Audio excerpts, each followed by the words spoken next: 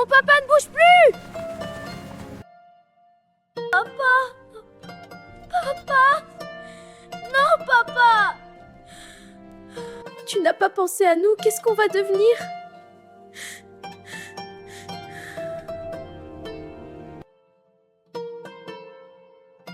Papa, pourquoi tu nous laisses Aki, Adja et moi? Le jumeau de ton père viendra te chercher. Désormais, tu vivras en ville. Petit garçon, dépêche-toi, je ne veux pas rester ici un jour de plus.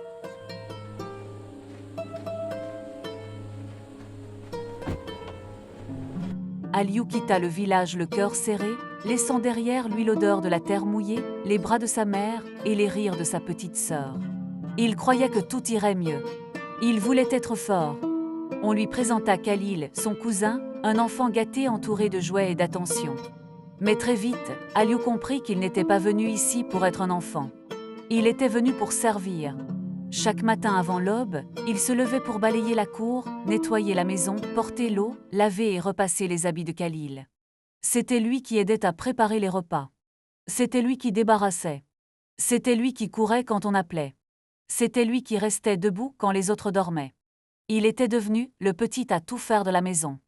Celui qu'on appelle pour tout. Celui qu'on oublie quand vient le moment de manger. Celui qu'on ne regarde pas. La femme de son oncle ne lui adressait jamais un regard tendre. Ses paroles étaient froides. Ses ordres étaient secs. Ses gestes respiraient le mépris. Elle surveillait chacun de ses mouvements, comme si sa présence seule était une faute. Son oncle, lui, observait en silence. Il voyait tout. Mais il ne disait rien. Comme si tout cela était normal. Comme si la souffrance d'Aliou ne méritait pas d'être interrompue. Les années passèrent. Sans qu'il ne s'en rende compte, l'enfant devint adolescent. Mais rien ne changea. La dureté resta. Le mépris resta. Chaque rentrée scolaire ravivait en lui une lueur d'espoir. Chaque rentrée la brisait. Pendant 5 longues années, Aliou attendit qu'on l'inscrive à l'école. On lui promettait toujours. Mais ce jour n'arrivait jamais. Khalil, lui, partait chaque matin avec son sac propre et ses cahiers neufs. Aliou restait derrière la grille. Il regardait partir l'enfance qui lui avait été volée. Quand Khalil rentrait de l'école, Aliou n'avait pas le droit de lui demander ce qu'il avait appris. Il lavait ses habits. Lorsque Khalil avait faim à midi, Aliou courait acheter sa nourriture. Lorsque la maison manquait de quelque chose, Aliou courait au marché. Mais souvent après avoir acheté, porté, préparé. On ne lui donnait très peu à manger. La femme de son oncle répétait qu'il n'y avait pas assez de nourriture. Même quand les autres mangeaient à leur faim. Aliou était dans l'attente. Le ventre très souvent vide. Aliou avait grandi dans la douleur. Ses épaules s'étaient élargies, mais à l'intérieur, l'enfant fatigué survivait encore. Un matin, il tarda à répondre lorsqu'on l'appela. Il mit trop de temps à revenir du marché, il exécutait les ordres sans empressement. Ce n'était pas de la paresse. C'était l'épuisement d'un cœur trop longtemps écrasé. La femme de son oncle commença à perdre patience. Ses cris devinrent plus violents. Ses insultes plus humiliantes. Puis vinrent les coups. Quand Aliou ne courait pas assez vite, elle le frappait. Quand il répondait trop lentement, elle le frappait. Les coups n'étaient pas seulement physiques. Ils étaient remplis de mépris. Il avait essayé d'en parler à son oncle, mais celui-ci lui disait d'être reconnaissant. Car il lui avait donné tout ce dont il avait besoin pour grandir d'après lui. Et ça pesait plus lourd que la douleur. Après tout, il avait raison, il n'était pas chez lui mais chez les gens. Aliou commença à sortir. Au début pour respirer. Puis pour ne plus entendre les cris. Dehors, l'air semblait plus léger. Personne ne lui donnait d'ordre. Personne ne le frappait. Personne ne le traitait comme un serviteur. Un soir, en marchant, il passait devant un petit garage éclairé par une ampoule tremblante. Des jeunes étaient assis là, riant comme si la vie ne pesait rien. Aliou eut envie de se confier, de parler. Ils virent dans ses yeux la fatigue et la solitude. Personne ne l'avait invité à s'asseoir depuis longtemps. Il s'approcha. Et pendant qu'il expliquait, on lui tendit une cigarette roulée. On lui dit que cela aidait à oublier. À ne plus sentir la faim. À ne plus sentir les coups. À ne plus sentir la honte. Aliou regarda la fumée qui montait dans l'air du soir. Puis il inspira. Lentement, quelque chose se relâcha en lui. Le poids sur sa poitrine sembla s'alléger. Pour la première fois depuis des années, la douleur s'éloignait. Ce soulagement était fragile. Mais il était réel. Et ce soir-là, sans le savoir, Aliou venait d'ouvrir une porte dangereuse. Car la rue devint un refuge. La fumée devint une échappatoire. Et la maison, un lieu où il revenait seulement pour travailler et dormir. Sa belle-mère s'en réjouissait car pour elle Aliou avait dévié pendant que son Khalil, lui, était encore sur le droit chemin. On disait qu'il n'avait aucune éducation. Comme si on lui avait une fois donné une éducation. Personne à la maison ne voyait qu'il était simplement un enfant blessé qui cherchait à survivre. J'ai 18 ans, je sais à peine lire. Je ne suis pas instruit. Je ne peux rien faire. Ah, papa, si tu étais là, tout ça n'allait pas m'arriver. Maman et Adja me manquent et comptent sur moi. Mais regarde-moi. En ville, je suis devenu dépendant de Magnon. Aliou s'était créé un refuge loin de la maison. Après avoir terminé ses corvées, il fuyait la cour et marchait jusqu'au vieux garage au bout du quartier. Là, des jeunes traînaient, parlaient fort, riaient pour oublier leurs propres blessures. Au milieu des odeurs d'huile et de métal, Aliou observait. Le propriétaire du garage, un vieil homme aux mains noircies par des années de travail, l'avait remarqué depuis longtemps. Il voyait ce garçon maigre rester en retrait, écouter, regarder. Pourtant, il ne l'avait jamais accosté. Il se contentait de l'observer, comme s'il attendait le bon moment. Un soir, après avoir traîné avec les autres jeunes plus longtemps que d'habitude, Aliou se sentit écrasé de fatigue. Ses jambes étaient lourdes, sa tête bourdonnait. Il rentra tard, tout doucement avançant sans bruit pour que personne ne pense qu'il avait encore passé la nuit dehors. La maison semblait plongée dans le sommeil. Alors qu'il passait près du salon, des voix étouffées le figèrent. C'était son oncle et sa tante. Son oncle parlait à voix basse, presque suppliante. Il demandait à sa femme de faire doucement avec Aliou, de diminuer un peu les coups trop violents. Puis il ajouta une phrase qui glaça le sang du garçon. L'oncle disait qu'elle savait très bien que s'il mangeait aujourd'hui, c'était grâce à Aliou. Grâce à l'héritage qui lui revenait. Dans l'ombre, Aliou resta immobile. Ses mots tournaient dans sa tête sans trouver de sens. Quel héritage! Pourquoi disait-on qu'il vivait grâce à lui alors qu'il était traité comme un fardeau? Cette nuit-là, malgré la fatigue, il rejoignit sa couchette et ferma les yeux sans trouver le sommeil. Il dormit par épuisement, mais son esprit restait éveillé, traversé de questions, de doutes et d'une douleur sourde. Au matin, il reprit ses tâches comme d'habitude. Rien dans ses gestes ne trahissait le tumulte intérieur. Pourtant, dès qu'il eut terminé, il quitta la maison plus tôt que d'ordinaire et se rendit directement au garage. Cette fois, il alla s'asseoir près du propriétaire, le plus âgé. L'homme l'écouta en silence pendant qu'Aliou racontait son histoire, ses souffrances. Le vieil l'aida à élaborer avec lui un plan pour qu'il puisse avancer sans provoquer de conflit immédiat à la maison. Profitant de ce moment, il lui parla aussi de travail, de dignité et d'indépendance. Aliou répondit qu'il ne savait rien faire. L'homme lui demanda calmement comment il pouvait être sûr de ne rien savoir faire. Il lui dit qu'il voyait en lui un jeune homme courageux, brave malgré les épreuves. Si l'histoire qu'il venait de raconter était vraie, alors il possédait déjà une force que beaucoup d'adultes n'avaient pas. Il lui proposa de venir travailler au garage, d'apprendre, de gagner honnêtement un peu d'argent. Aliou hésita à peine. Mais il avait honte d'appeler sa mère les mains vides. Honte de ne pouvoir rien envoyer à sa petite sœur. Cette opportunité ressemblait à une porte entr'ouverte dans un mur trop longtemps fermé. Donc il accepta. Et pour la première fois depuis des années, il sentit qu'il pourrait peut-être relever la tête. Et appeler sa mère avec autre chose que la honte dans la voix. Les jours qui suivirent marquèrent un tournant silencieux dans la vie d'Aliou. Chaque matin, après avoir terminé ses corvées à la maison, il quittait discrètement la cour et se rendait au garage. Personne ne savait où il allait, mais personne ne soupçonnait vu qu'on le voyait déjà en raté. Il revenait toujours à Aliou, le visage fermé. Pourtant au garage, une autre vie commençait. Sous les mains patientes du vieux propriétaire, il apprenait les bases de la mécanique. Il observait, reproduisait, comprenait. Les gestes s'imprimaient dans sa mémoire avec une rapidité étonnante. On aurait dit un autodidacte né. Chaque boulon desserré, chaque moteur ouvert devenait une leçon. Les autres jeunes, eux-mêmes, furent surpris de la vitesse avec laquelle il progressait. Très vite, il sut démonter, nettoyer, remonter. Il comprenait les pannes rien qu'au bruit. L'amour du travail avait même réussi à l'éloigner un tant soit peu de la drogue. Le vieux mécanicien voyait en lui une intelligence pratique rare, une précision acquise dans la souffrance et le silence. Avec ses premiers petits gains, Aliou commença à exister pour lui-même. Il s'acheta du savon, une brosse à dents, quelques vêtements propres. Des choses simples qu'il n'avait jamais pu posséder dignement. Mais ce n'était pas tout. Le soir, après le garage, il suivait des cours du soir. Lorsqu'il avait quitté le village à 9 ans, il savait lire et écrire un peu, juste les bases. Les années de servitude avaient effacé ses apprentissages. Les lettres s'étaient brouillées dans sa mémoire.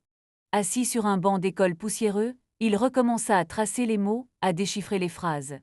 Et comme pour la mécanique, l'apprentissage revenait avec une facilité bouleversante. Son esprit, longtemps privé de lumière, absorbait tout avec avidité. Il réapprenait à lire le monde. Grâce à son petit salaire, il osa appeler sa mère. Entendre sa voix fit trembler ses mains. Pour la première fois, il put lui envoyer un peu d'argent. Ce n'était presque rien, mais pour lui, c'était la dignité retrouvée. Les semaines passèrent ainsi, entre travail, apprentissage et silence. Puis un soir, une occasion inattendue se présenta. La maison était vide, ils étaient à une fête. Aliou entra prudemment. Son cœur battait fort. Il se dirigea vers la chambre de son oncle et de sa tante. Une force intérieure, nourrie par les paroles entendues l'autre nuit, le poussait à chercher la vérité. Il fouilla. Sous les vêtements dans les tiroirs, derrière une vieille malle. Ses mains tremblaient. Puis il tomba sur un vieux journal relié et un paquet de photographies jaunies. Il reconnut immédiatement le visage de son père. À côté de celui de son frère jumeau. Son souffle se coupa. Il ouvrit le journal. Les pages racontaient une histoire que son cœur refusait d'accepter. En effet, le grand-père d'Aliou, homme immensément riche, avait soumis ses 2 fils à une épreuve pour déterminer lequel était le plus courageux et capable de gérer l'héritage familial. Le père biologique d'Aliou avait remporté cette épreuve. Son frère jumeau avait feint l'acceptation. Mais un jour, il avait tendu un piège. Il avait entraîné son frère dans la forêt pour soi-disant récupérer du cœur de palmier pour la sauce du soir. Une fois là-bas, loin de tout regard, il lui avait porté un coup d'une violence extrême à la tête. Le père d'Aliou n'était pas mort immédiatement. Mais son esprit n'était plus le même.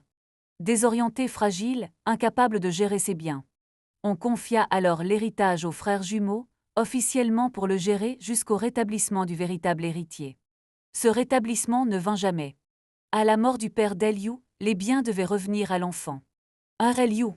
Mais l'oncle avait tout conservé. Le journal révélait ensuite le mensonge raconté au village. Il prétendait emmener Aliou en ville pour l'éduquer et le préparer à gérer son héritage. En réalité, il avait veillé à ce qu'Aliou ne soit jamais scolarisé. Il voulait qu'il grandisse ignorant, dépendant, incapable de réclamer ce qui lui appartenait. Les pages tremblaient entre ses doigts. Les larmes brouillèrent les mots. Aliou secouait la tête, refusant d'y croire. Le monde semblait basculer sous ses pieds. Toute sa vie n'était donc qu'un mensonge soigneusement construit. Il étouffa un sanglot. Puis un bruit derrière lui le glaça. Une présence dans l'embrasure de la porte. Son oncle venait de le surprendre. Mais qu'est-ce que tu fais là, petit paresseux? Tu me traites de paresseux alors que c'est toi qui m'as mis dans cette situation? Oh, qu'est-ce que tu racontes? Je pensais que Tanti était méchante, mais toi, tu es le diable! Je ne sais pas ce que tu as vu, mais tu ne connais rien de toute façon. Sors de ma chambre, analphabète! Si c'est moi le tordu, que Dieu me punisse. Mais si c'est toi, que le diable vous bénisse un à un. Toi et ta famille, pour tout ce que tu as fait à ma famille.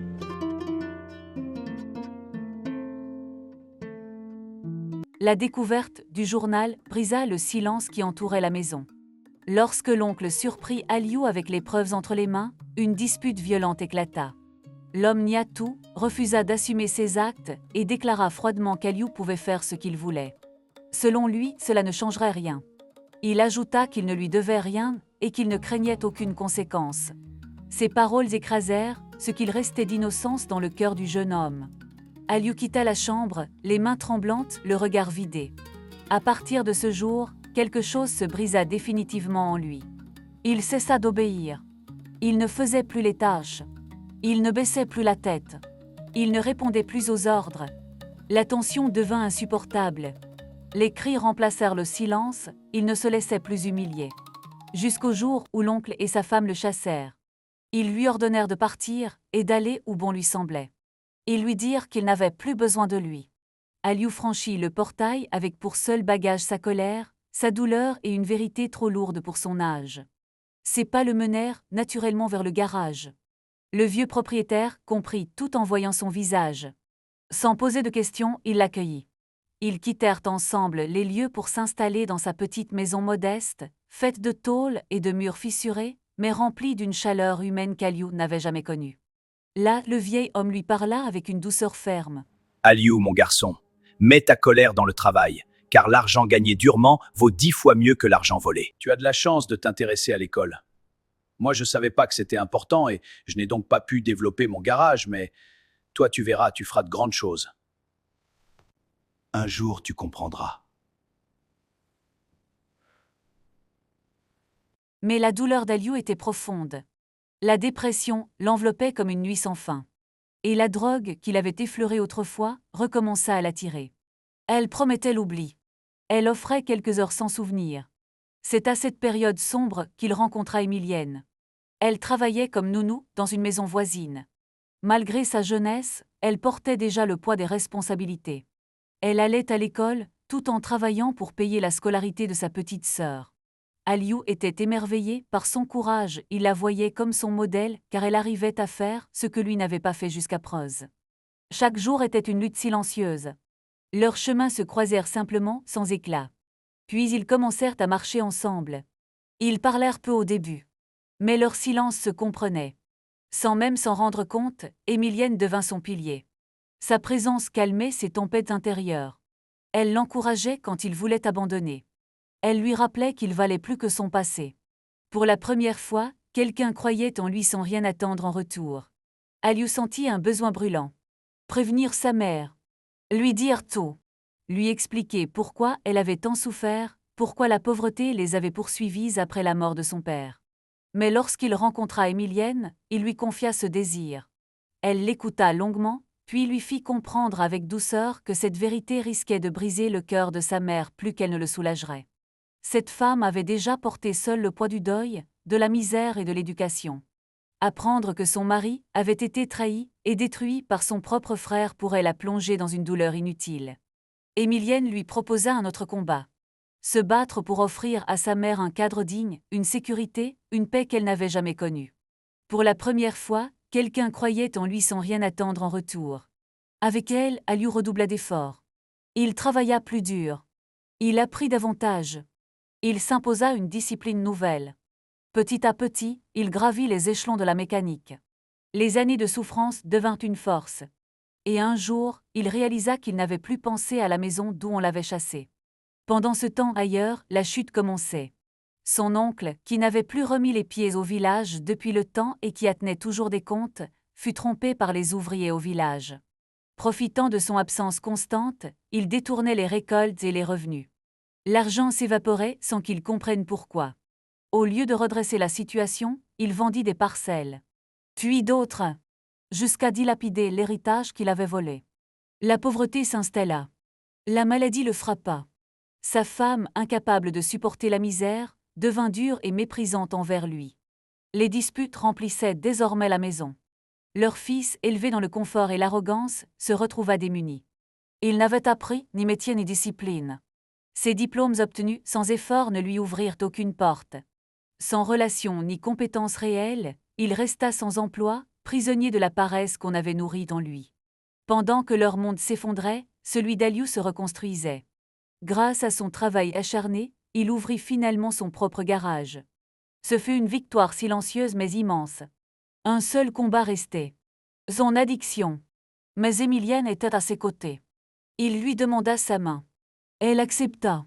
Avec patience, elle l'aida à lutter contre la drogue, à affronter ses démons, à choisir la lumière chaque jour.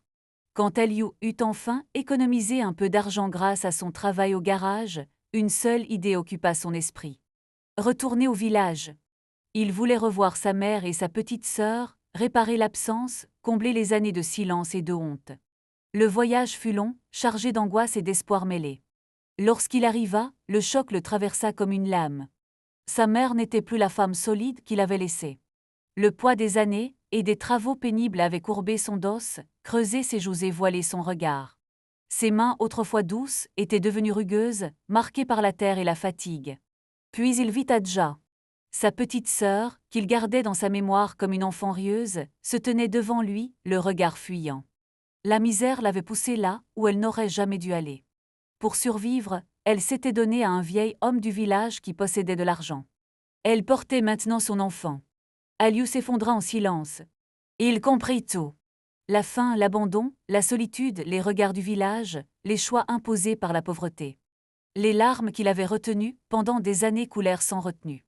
Il pleura pour son père, pour son enfance volée, pour sa mère brisée par le travail, pour sa sœur privée d'avenir. Mais au milieu de cette douleur, une certitude naquit. Il ne les laisserait plus jamais lutter seuls. Ce jour-là, Aliou décida de les ramener avec lui en ville. Il voulait offrir à sa mère le repos qu'elle méritait et à sa sœur une seconde chance loin des jugements et de la misère. En quittant le village, il serra leurs mains dans les siennes, comme pour rattraper toutes les années perdues, et se fit une promesse silencieuse. Plus jamais il ne les abandonnerait. Pendant ce temps, la chute de son oncle s'accélérait. La maladie le frappa durement. Affaibli, ruiné et rongé par les remords, il commença à demander après Aliou. Il répétait sans cesse qu'il voulait le voir. Il suppliait son fils Khalil, bon à rien de fils, de l'accompagner pour le retrouver. Mais Khalil répondait qu'il ignorait où Aliou se trouvait. Il refusait de chercher.